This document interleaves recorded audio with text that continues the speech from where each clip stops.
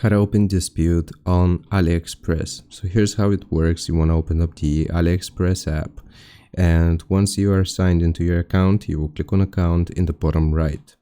From here, depending on your order status, you would choose to pay, to ship, to review, or you can just view all here, and this is going to display all of your orders. So you want to select the order which you want to dispute for, and afterwards it's going to look like this. Once you have selected your order, you can either contact the seller or open a dispute. So click on the open dispute underneath the item. It's going to look like this: your proposal, refund only, refund and return items. You will need to select the dispute reason, the dispute amount, why you're requesting a refund, and uploading evidence. You can then click on submit at the bottom, and that is going to open a dispute on Aliexpress. I hope this helps you out. Leave a like and sub, and I'll see you next time.